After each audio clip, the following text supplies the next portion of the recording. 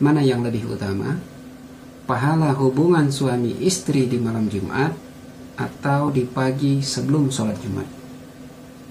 Jadi mana yang lebih afdol antara keduanya, hubungan suami istri di malam Jumatnya atau di pagi sebelum sholat Jumat? Bismillahirrahmanirrahim. Assalamualaikum warahmatullahi wabarakatuh. Alhamdulillahirrabbilalamin. Wa binasta'in ala umuri dunya waddin. Sallallahu ala nabiyina Muhammadin wa ala alihi wa sahbihi ajma'in. Amma ba'du. Saudara-saudariku, kaum muslimin muslimat dimanapun berada, yang insya Allah pada kesempatan ini dalam keadaan sehat walafiat serta dalam lindungan, pertolongan, hidayah dan rahmat dari Allah Subhanahu wa taala. Di kesempatan ini kita kembali berjumpa dalam topik tentang mana yang lebih utama, pahala hubungan suami istri di malam Jumat atau di pagi sebelum sholat Jumat. Jadi mana yang lebih afdol antara keduanya, hubungan suami istri di malam Jumatnya atau di pagi sebelum sholat Jumat?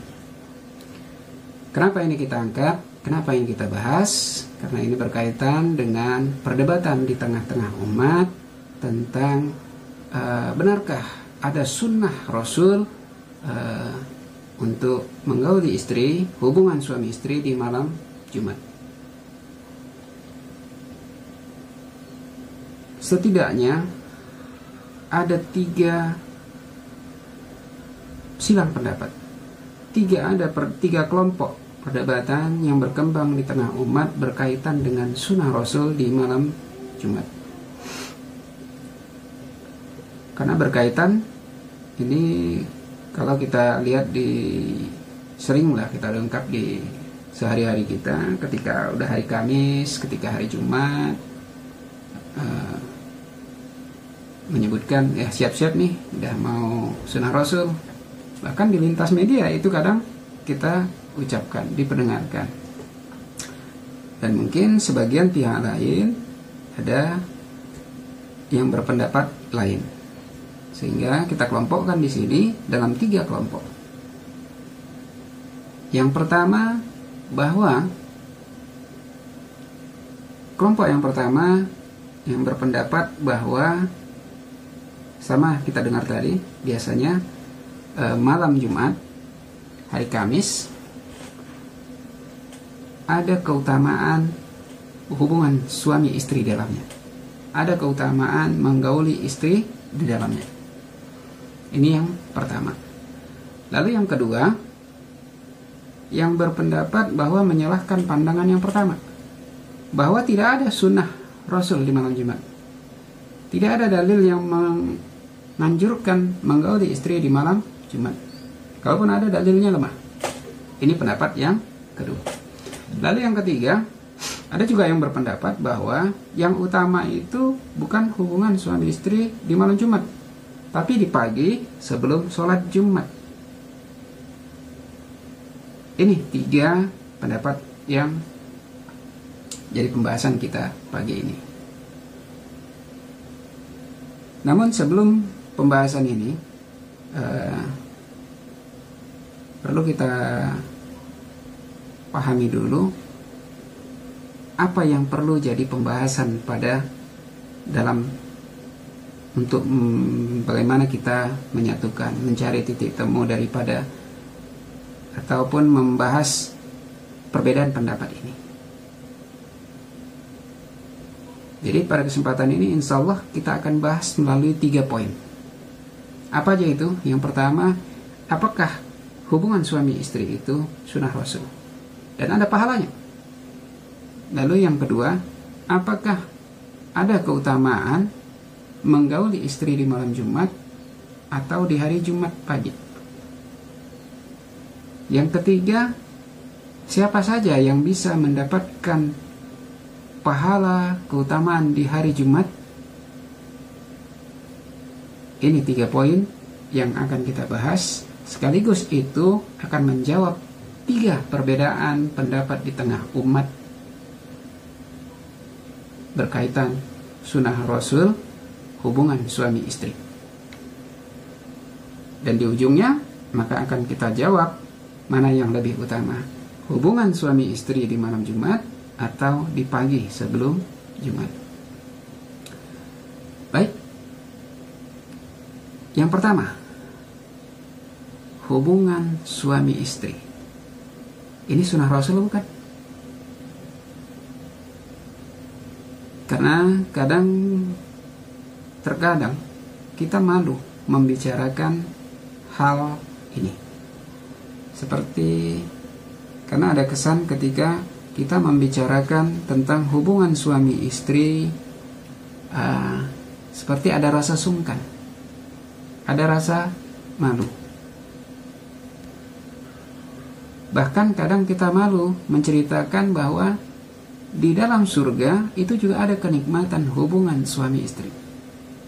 Padahal di dalam surga itu nanti ada kenikmatan itu, cuman beda. Karena kenikmatan di sana berkali lipat daripada kenikmatan di dunia.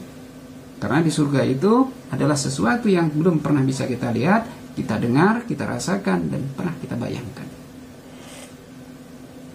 Jadi berkaitan hal ini, jangan sampai kita malu dengan perbuatan yang halal. Dan jangan sampai pula kita malu dengan sesuatu yang sunnah. Dan sesungguhnya Allah tidak malu dengan benar, dengan sesuatu yang hak, dengan yang kebenaran. Ini disebutkan dari riwayatnya Ummu Salamah yang menyebutkan ketika Ummu Sulaim datang menemui Rasulullah SAW bertanya tentang apakah wanita mandi wajib ketika ia bermimpi. Namun sebelum beliau bertanya, beliau membuka dengan pernyataan, ya Rasulullah, sesungguhnya Allah tidak malu dalam perkara yang hak. Lalu Nabi SAW menjawab, ya, jika dia melihat air. Ini ada disebutkan di Sahih Bukhari. Jadi Allah itu tidak malu dalam perkara yang hak, tidak malu dalam perkara yang kebenaran. Jadi tidak perlu kita malu dalam membahas hal-hal yang berkaitan dengan hubungan suami istri, apalagi mau menjalankan apa yang disunahkan Nabi SAW. Yang justru kita malu ketika hubungan itu tidak dilakukan dengan istri sendiri. Dan aneh memang zaman sekarang hubungan yang aneh, hubungan yang di luar daripada yang dihalalkan justru kadang sering dipublikasikan. Kan jadi aneh. Sementara hubungan suami istri kita kadang malu membicarakan ya, berkaitan dengan hal bukan yang aib, bukan dengan yang lain.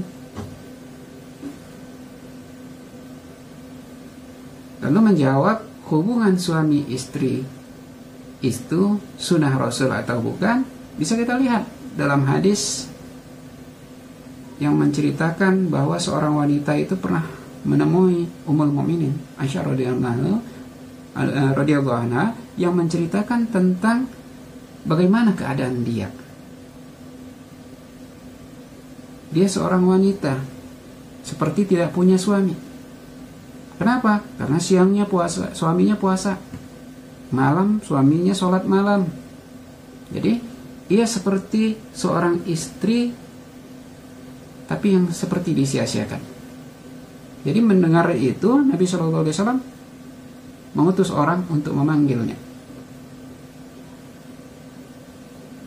Lalu ketika datang Nabi SAW menyebutkan, menanyakan, wahai Utsman, apakah engkau membenci sunnahku? Lalu ia menjawab, tidak, demi Allah ya Rasulullah, akan tetapi aku melaksanakan sunnahmu. Lalu beliau bersabda, sesungguhnya aku tidur, berpuasa, berbuka, menikahi wanita. Maka bertakwalah wahai Utsman, karena keluargamu mempunyai hak, tamumu mempunyai hak, dirimu juga mempunyai hak. Maka berpuasalah dan berbukalah serta sholat dan tidurlah. Ini ada di Musnad Ahmad. Ada di nomor hadis 25.104. Jadi jelas di sini bahwa hubungan suami istri itu juga adalah sunnah Nabi Sallallahu Alaihi Wasallam. Sama seperti ketika Nabi menyebutkan puasa, sholat. Begitu juga ada juga ketika para sahabat, beberapa orang mendatangi Ummul Mukminin Aisyah radhiyallahu anha menanyakan tentang amalan-amalan yang dilakukan di rumah, yang tidak diketahui para sahabat mungkin, yang hanya mungkin diketahui oleh istri para nabi. Jadi ketika setelah Ummul Mukminin sampaikan, para sahabat ini ada yang berpendapat, ada yang berkata, saya tidak akan menikah, saya tidak akan makan daging, saya tidak akan tidur di atas kasur, macam-macam. Karena ketika mendengar apa yang dilakukan Nabi Sallallahu Alaihi Wasallam ketika di rumah. Karena para sahabat semangatnya ingin meniru Nabi Sallallahu Alaihi Wasallam. Lalu mendengar ucapan itu, Nabi Sallallahu Alaihi Wasallam memuji Allah, menyanjungnya, kemudian bersabda, ada apa dengan mereka? Mereka berkata begini begitu, padahal aku sendiri sholat, aku juga tidur, aku berpuasa, aku berbuka, dan aku juga menikahi wanita. Maka barang siapa yang membenci sunnahku, berarti bukan dari golonganku. Begitu juga pernah seorang sahabat, Abdullah bin Amr. Beliau udah dinikahkan bapaknya, ayahnya, dengan seorang Quraisy yang terpandang. Tapi karena begitu kuatnya sahabat ini ibadah, puasa dan sholat, maka istrinya seperti tidak pernah disentuh. Sehingga ketika ayahnya datang, tanya istrinya, begini, maka Amr bin As memarahi anaknya. Aku udah nikahkan kamu dengan seorang wanita Quraisy, punya kedudukan, tapi kamu malah menyusahkan dan tidak memperlakukannya layaknya sebagai suami istri. Lalu Amr bin As pun mengadukan hal ini kepada Nabi Sallallahu Alaihi Wasallam. Lalu Abdullah bin Amr pun dipanggillah. Lalu ditanyai, apakah kamu selalu berpuasa di siang hari? Lalu sahabat itu menjawab pun, iya. Apakah kamu melaksanakan sholat malam? Iya. Lalu Nabi Sallallahu Alaihi Wasallam bersabda, saya berpuasa, saya berbuka, saya melaksanakan sholat malam, tapi juga tidur. Saya juga mengumpuli istri. Barang siapa yang tidak menyukai sunnahku, maka ia bukan berarti golonganku. Lalu Nabi SAW menyampaikan kepada sahabat Abdullah bin Amr untuk membaca Al-Quran dalam waktu 1 bulan. Jadi hatamkan Al-Quran itu dalam 1 bulan. Lalu sahabat itu menjawab, aku bisa lebih kuat dari itu ya Rasulullah. Lalu Nabi menyebutkan, hatamkanlah dalam 10 hari. Aku masih lebih kuat, masih lebih kuat dari itu ya Rasulullah. Lalu Nabi SAW menyebutkan, hatamkanlah dalam jangka waktu 3 hari. Itu juga dengan puasa. Jadi jelas dari hadis-hadis ini bahwa hubungan suami istri itu adalah sunnah Rasul. Dan tegas Nabi SAW menyebutkan, barang siapa yang tidak menyukai sunnah Nabi SAW, maka ia bukan dari golongan Nabi SAW. Lalu, apakah ada pahalanya jika itu sunnah Rasul? Tentu udah jelas ada pahalanya. Bahkan itu ada pahala umum dan ada pahala khusus. Pahala umumnya apa? Pahala sedekah. Ini ada di Musnad Ahmad, disebutkan di nomor hadis 20.508 dari sahabat Abu Dzar, yaitu seorang sahabat yang hidupnya juhud, ketika ditawari jabatan pada zaman sahabat pun gak mau. Dia lebih mengasingkan diri ke suatu daerah. Bahkan ketika meninggalnya, ia tidak memiliki kain kafan. Dan ketika ada yang lewat ketika meninggalnya, rombongan lewat tempatnya, itulah yang mengafankannya. Dan beliau berkata, "Ya Rasulullah, orang-orang kaya pergi dengan membawa pahala yang banyak. Mereka sholat sebagaimana kami sholat. Mereka berpuasa sebagaimana kami berpuasa. Mereka bersedekah dengan kelebihan harta mereka."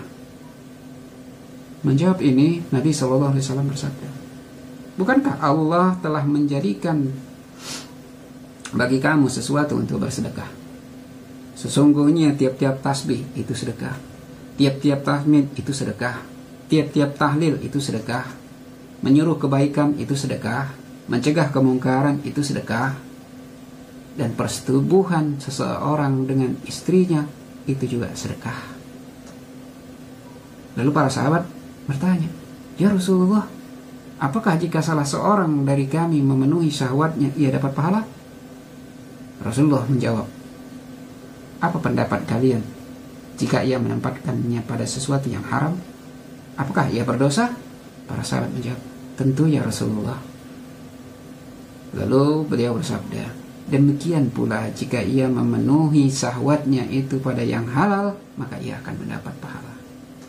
Hadisnya sahih, sanadnya qawi. Artinya jelas, menggauli istri itu adalah sunnah Rasul, berpahala sedekah, dan pahala juga menghindari menempatkan sesuatu itu pada haknya, menempatkan itu pada sesuatu yang halal.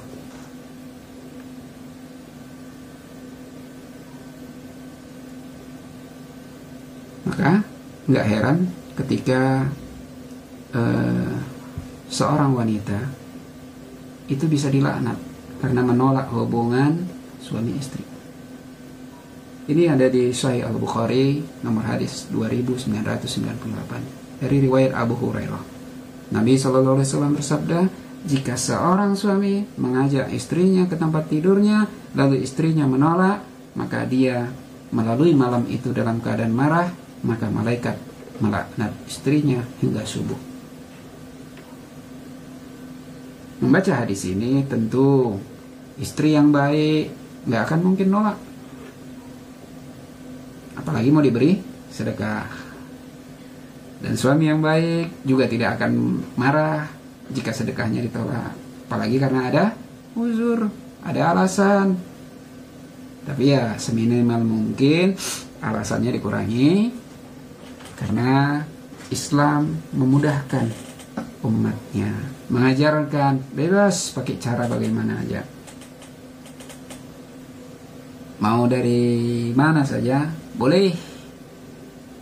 Tidak seperti umat yang terdahulu, umat Yahudi itu dibatasi hanya dengan satu cara, untuk menjaga malu seorang wanita.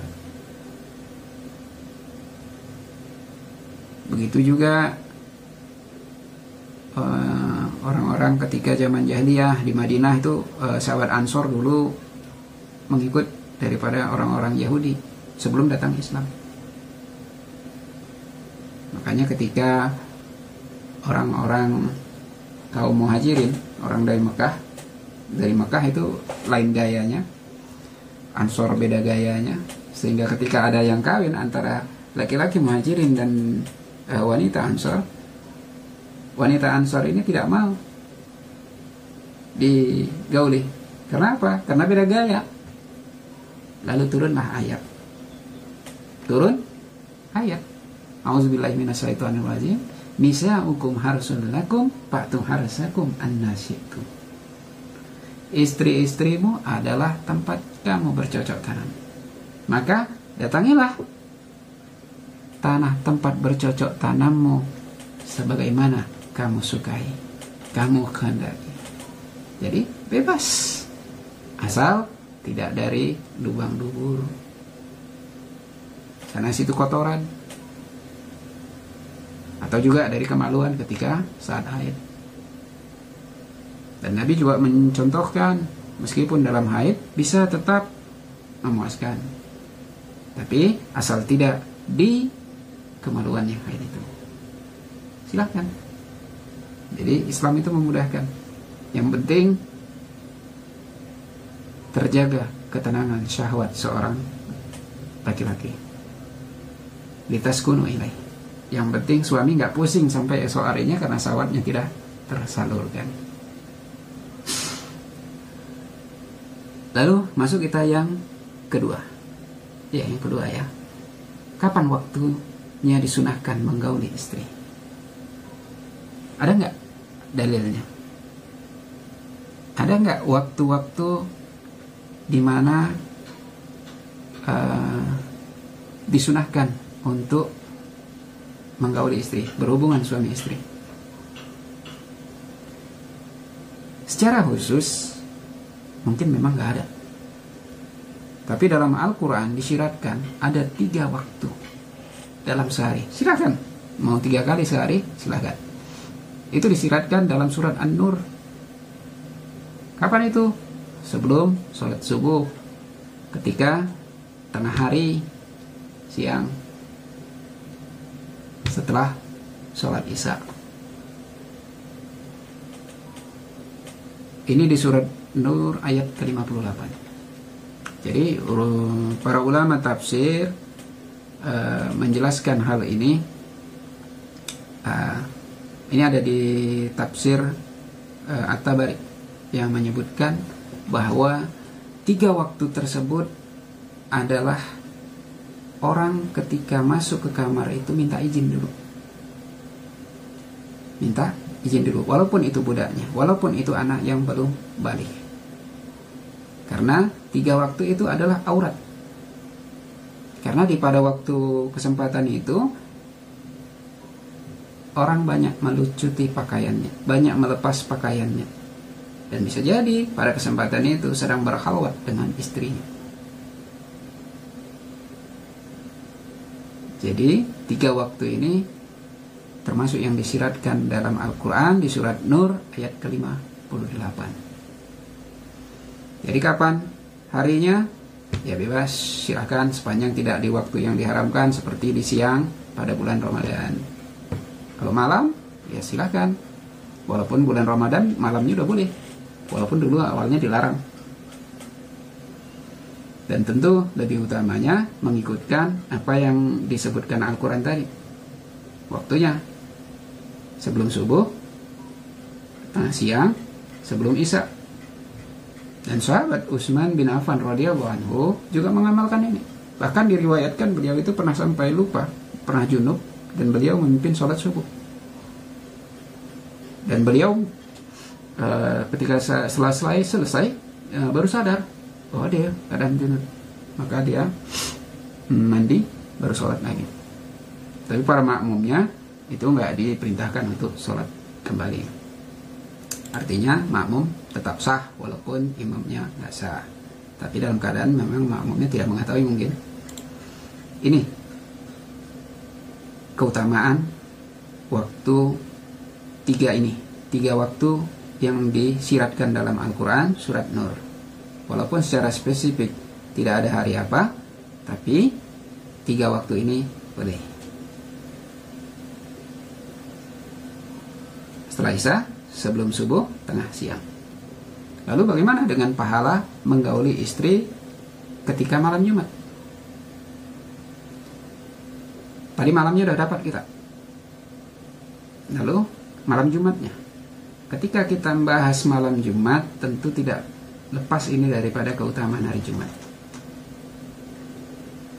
Di dalam pembahasan sebelumnya dan bahkan ini udah kita sebutkan dalam buku Jejak Perjalanan Akhirat. Silahkan yang mau download udah dapat gratis. Ada ketik aja di Google Jejak Perjalanan Akhirat dan Syafaat. Insyaallah bisa di-download gratis mengenai perjalanan akhirat. Di dalamnya terdapat 23 keutamaan hari Jumat. Yang salah satunya disebutkan itu ada di dalam Sunan Ibnu Majah yang menyebutkan bahwa hari Jumat itu adalah sebaik-baik hari, seagung-agung hari. Bahkan hari Jumat itu disebutkan di sisi Allah lebih utama daripada Idul Adha dan Idul Fitri. Di situ pula juga Nabi Adam diciptakan. Hari itu pula beliau diturunkan ke bumi. Hari itu juga beliau wafat. Dan hari itu juga hari kiamat. Jadi banyak hari keagungan di hari Jumat. Dan tentu keagungan, kemuliaan di hari Jumat, dalam beberapa hadis disebutkan bahwa keutamaannya itu sudah dimulai dari hari Jumat. Bisa kita lihat daripada hadis bagaimana keutamaan orang yang meninggal di hari Jumat, begitu juga di malam Jumat. Dibebaskan dari siksa kubur. Itu juga bagaimana pahala orang yang membaca Al-Kahfi di malam Jumat dan di hari Jumat. Lalu bagaimana dengan berhubungan suami istri di malam Jumat? Apa ada keutamaannya? Kalau kita tadi lihat hadis yang membicarakan tentang bahwa hubungan suami istri itu termasuk sedekah suami kepada istri. Tentu kalau kita mau bersedekah, kira-kira lebih utama mana? Di hari Jumat atau di hari lain? Itu lebih utama di hari Jumat. Karena banyak dalil-dalil yang menyebutkan hal ini. Bahkan termasuk ketika kita berangkat ke masjid paling cepat, itu dianalogikan juga dengan sedekah. Yang pertama nyampe ke masjid ketika hari Jumat, itu dianalogikan seperti bersedekah dengan seekor unta. Lalu selanjutnya seperti seekor sapi, domba, sampai sebesar telur. Bahkan yang terakhir sampai nggak dicatat lagi, karena udah terlambat. Bahkan ada seorang sahabat yang ketika Jumat berpakaian lusuh, Jumat pertama, kedua, ketiga, sampai Nabi SAW menyebutkan, bersedekahlah untuk orang tersebut, sehingga ketika di hari Jumat dia benar-benar necis, berlinti, bersedekah pakaian. Begitu juga ketika di sholat Id, Nabi SAW menyampaikan bahwa di dalam khutbahnya untuk para wanita agar bersedekah. Ada yang langsung mencopot gelasnya, emasnya, antingnya, dan lain sebagainya. Jika di hari Idul Fitri dan lebih utama di hari Jumatnya, tentu lebih utama di hari Jumatnya lagi. Jika di hari Idul Fitri aja bersedekah, apalagi di hari Jumatnya. Ini jelas bagaimana keutamaan hari Jumat, dan keutamaan bersedekah di dalamnya tentu lebih baik di hari Jumat. Dan istilah sunnah Rasul, kalau ada yang mungkin agak sungkan dengan menyebutkan sunnah Rasul, bisa sedekah malam Jumat. Jadi jelas dari hadis-hadis tadi menyebutkan bagaimana hubungan suami istri itu berpahala dan di malam Jumat. Dan sebenarnya di dalam hadis juga ada yang tegas menyebutkan hal ini, sebagaimana riwayat dari Imam Al-Baihaqi, di mana dalam riwayat hadisnya disebutkan berupa sebutan, apakah kalian tidak sanggup berhubungan badan dengan istri kalian pada setiap hari Jumat? Hubungan badan dengan istri di hari Jumat mengandung dua pahala. Pahala mandinya sendiri dan pahala mandi istrinya. Ini hadis riwayat Al-Baihaqi. Namun para ulama hadis menilainya riwayatnya hadisnya ini lemah. Namun meskipun lemah, sebenarnya para ulama, jumhur ulama berpendapat bahwa dalam hal fadilah amal, keutamaan beramal, hadis lemah juga masih bisa diamalkan. Imam Ibnu Hajar menyebutkan ada 3 syarat bahwa hadis yang lemah bisa diamalkan. Yang pertama yaitu dhaifnya tidak parah, menginduk pada usul sebagai landasan beramal, dan ketika mengamalkannya tidak meyakini otentifikasi daripada hadis tersebut. Jadi masih boleh diamalkan untuk keutamaan beramal. Dan hadis ini juga sebenarnya dikuatkan oleh Imam Asyuyuti dengan hadis yang redaksinya mirip, dengan hubungan suami istri di setiap hari Jumat, karena ada 2 pahala di dalamnya. Pahala mandinya sendiri dan menjadikan pahala istrinya juga mandi di hari Jumat. Dan sebenarnya masih banyak lagi hadis yang lain, dan hadisnya ini hadis sahih. Memang tidak berupa anjuran, tidak berupa perintah, tapi menyebutkan di dalamnya keutamaan orang yang mandi di hari Jumat. Pahala yang didapatkan orang yang mandi hari Jumat. Hadisnya banyak. Ada di Musnad Ahmad, ada di Sunan At-Tirmizi, ada di Abu Daud, di Ibnu Majah, Sunan An-Nasa'i, Sunan Ad-Darimi juga ada. Disebutkan bahwa Nabi SAW bersabda, "Man ghassala wartashala wa bataqara wa ghada wada'ana." Barang siapa yang menggauli istrinya dan mandi di hari Jumat,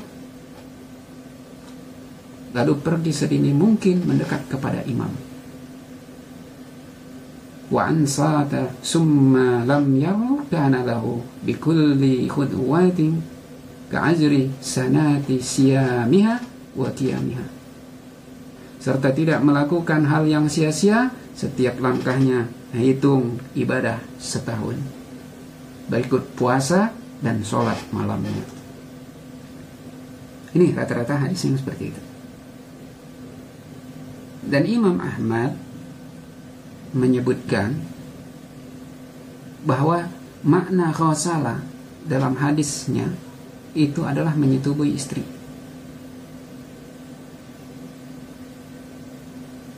Dan sejalan dengan Imam Asyuyuti tadi yang menyebutkan bahwa menyetubuhi istri di hari Jumat itu 2 pahala, pahala mandi Jumat dan pahala menjadikan istri mandi junub. Bahkan seorang tabi'in yang juga meriwayatkan hadis yang sama, itu ada di Sunan At-Tirmizi nomor hadis 456, hadisnya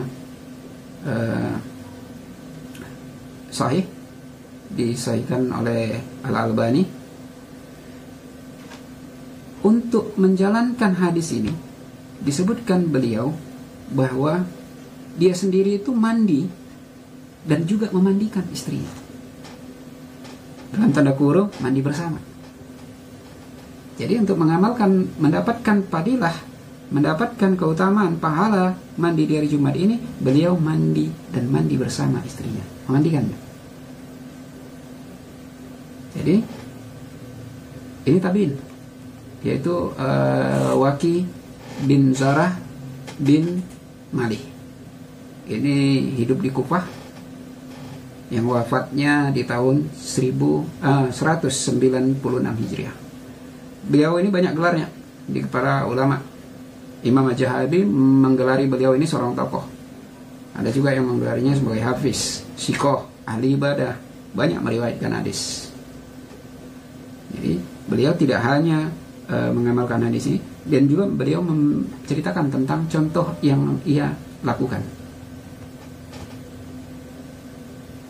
Jadi jelas sampai di sini banyak pahala di dalamnya. Pahala sedekah, pahala mengikuti sunnah Nabi, pahala mandi suami, pahala mandi istri.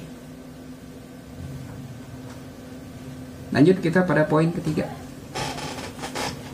Karena disebutkan bahwa siapa yang bisa mendapatkan pahala sholat malam dan puasa selama 1000 tahun di hari Jumat.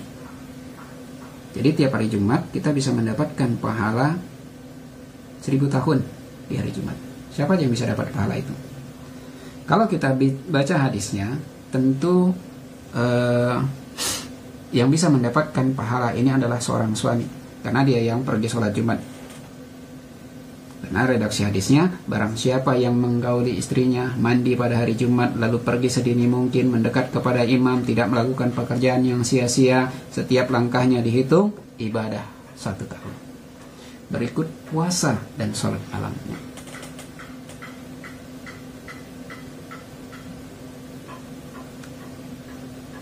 Tentu saja tidak hanya suami yang dapat pahala ini, istri juga bisa dapat. Kenapa? Karena dia menjadi sebab terjadinya amal ini. Jangankan menjadi sebab amal, orang yang mengajak saja itu sudah mendapatkan pahala sebagaimana terjadinya amal itu. Karena Nabi SAW bersabda di Sahih Muslim, barang siapa yang mengajak seseorang pada kebaikan, maka ia mendapatkan pahala sebanyak pahala yang diperoleh orang yang mengikutinya tanpa mengurangi pahala mereka sedikit pun. Begitu juga pahala bagaimana orang yang memasakkan makanan bagi orang yang berbuka, bersahur, maka ia akan mendapatkan pahala orang yang berpuasa tanpa mengurangi pahala orang yang berpuasa tersebut. Begitu juga seorang istri yang bisa bersedekah dengan hartanya, dengan harta suaminya yang dinafkahkan tanpa mengganggu kebutuhan rumah tangganya, maka ia akan mendapatkan pahala itu. Dan suami juga mendapatkan pahalanya. Masing-masing mendapatkan pahala tanpa mengurangi pahala yang lainnya. Begitu juga orang yang membekali seseorang untuk berperang atau menjaga keluarga orang yang berperang, maka orang yang menjaga, orang yang membekali seseorang berperang itu, maka akan mendapatkan pahala orang yang berperang tanpa mengurangi pahala orang yang berperang itu. Lalu bagaimana? Kok bisa? Dalam 1 Jumat kita mendapatkan 1000 tahun pahala puasa dan sholat malam. Bisa. Kenapa? Karena hitungan hadis tadi adalah lakah. Coba kita hitung aja, kira-kira jika seseorang rumahnya dari jarak masjid ke dari rumah ke masjidnya itu 500 meter, dan kalau kira-kira setiap langkah kita itu 0,5 meter, maka ada 1000 langkah. Ada 1000 langkah. Berarti 1000 tahun pahala puasa dan sholat malam bisa kita dapatkan di hari Jumat. Syarat itu tadi. Dimulai dari mandi. Mandi karena junub. Mandi karena berhubungan suami istri. Dan itu belum termasuk lagi langkah pulangnya. Karena semua itu akan dicatat. Makanya tidak heran jika Nabi SAW ketika sholat Idul Fitri itu perginya jalannya beda, pulangnya jalan beda. Jika Idul Fitri aja sholatnya memilih jalan berbeda dengan jalan pulang, apalagi sholat Jumat, lebih utama lagi. Bahkan ada seorang sahabat yang rumahnya itu ngambil jauh, pernah itu disebutkan Ubay bin Ka'ab, itu rumahnya jauh tapi tidak pernah ketinggalan daripada sholatnya. Ini bisa jadi pelajaran iktibar bagi kita. Rumahnya jauh tapi tidak pernah ketinggalan ke masjid. Dikasih keledai untuk supaya jalannya nggak mau. Dan disebutkan juga beliau tidak mau rumahnya dekat dari masjid, karena dia ingin jalannya pergi ke masjid dan jalannya pulang ke rumah semua dicatat. Dan Nabi SAW menyebutkan bahwa amalnya itu telah Allah himpun untuknya semua tadi. Jadi jalannya pergi, jalannya pulang itu dihitung. Jadi kalau orang yang rumahnya 500 meter dari masjid, ketika sholat Jumat ada 1000 langkah, itu belum hitung sholat pulangnya, jalan pulangnya. Dan itu juga istrinya bisa mendapatkan pahala yang sama dengan apa yang dapat suaminya tadi. Maka niatkan itu karena Allah.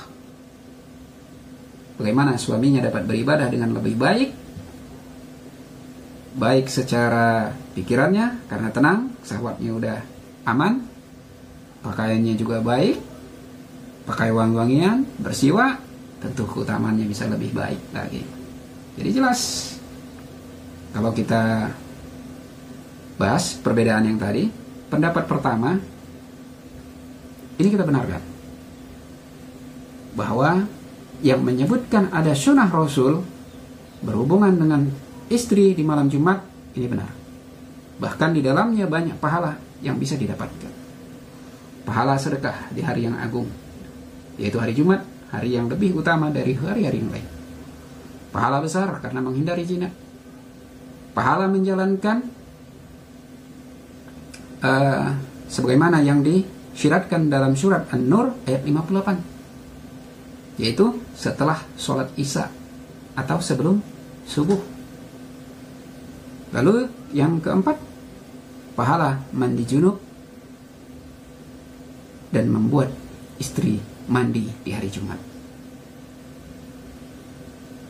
Dan yang kelima, pahala puasa dan sholat malam sebanyak langkah yang tahunnya ini sebanyak langkah suaminya ke masjid. Ini bisa didapatkan suami istri. Ini yang pertama. Jadi yang pendapat pertama sah, banyak pahala di situ, banyak keutamaan di situ. Baru bagaimana dengan pendapat yang kedua? Bagi pendapat kedua yang menyebutkan bahwa tidak ada anjuran sunnah Rasul hubungan suami istri, ya silakan. Karena memang sifat hadisnya bukan anjuran,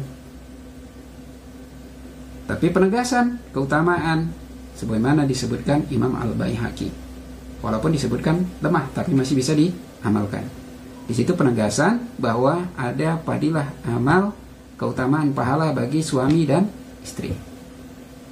Dan ada juga tadi dalil-dalil lain yang lebih sahih dan hadisnya banyak, dan memang tidak menganjurkan, tapi menyampaikan keutamaan pahalanya. Tidak menganjurkan, tapi disebutkan keutamaan pahalanya. Bahkan seorang tabi'in Waqi itu mencontohkan itu. Jadi silakan, bahwa yang menjalankan sunnah ini silakan. Bagi yang beranggapan bahwa tidak ada sunnah Rasul di malam Jumat, ya silakan. Dan memang masih banyak bisa dikerjakan di hari lain. Tentu kalau kita bahas tadi dalil-dalilnya, pahala-pahalanya tentu beda. Orang yang melakukan sunnah Nabi ini di malam Jumat dengan malam-malam lainnya, dengan hari lainnya, tentu beda, pasti beda. Dan kita bawaan tadi semua. Namun meskipun begitu, bagi yang belum, bagi yang tidak memiliki pasangan, masih bisa mendapatkan pahala keutamaan hari Jumat melalui amalan-amalan lain. Sholat malam, membaca Al-Quran, surat Al-Baqarah, Al-Mulk, Al-Kahfi. Al-Baqarah nggak bisa 1 surat, bisa 10 ayat, bisa 9 ayat, bisa 5 ayat, atau setidaknya 2 ayat. Karena Nabi SAW bersabda di dalam Sunan Ibnu Majah, barang siapa yang membaca 2 ayat terakhir dari surat Al-Baqarah dalam 1 malam, maka itu telah cukup. Maka banyak amalan-amalan yang bisa dilakukan. Tapi jangan lupa, yang mengamalkan pendapat yang pertama juga bisa melakukan hal yang sama. Sholat Isya, kerjakan dulu qiyamul lailnya atau lain dan sebagainya. Baca surat, selesai, ya lanjut sunnah selanjutnya. Sunnah Rasul menggauli istri, bisa lanjut. Jadi silakan mau mengambil pendapat yang mana. Dua-duanya boleh, dan ambil pahala yang mana. Dan untuk yang mandi, memang dalam beberapa hadis yang lain disebutkan bahwa mandi di hari Jumat itu ada juga yang tidak mengharuskan, harus junub terlebih dahulu. Silakan. Itu ada dari riwayat Abdullah ibnu Abbas, Abdullah bin Abbas.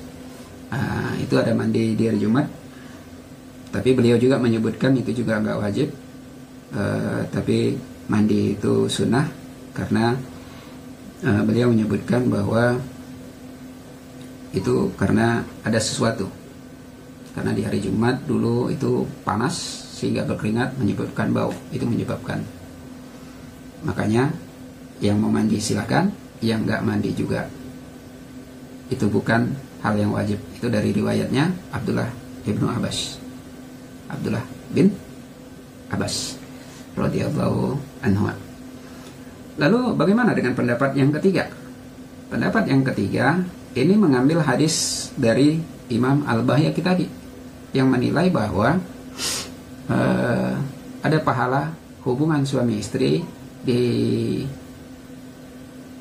bukan di malam Jumatnya, tapi di hari Jumat, karena redaksi hadisnya kan adalah menggauli istri di hari Jumat. Ada pahala mandi Jumat dan membuat istri mandi di hari Jumat juga.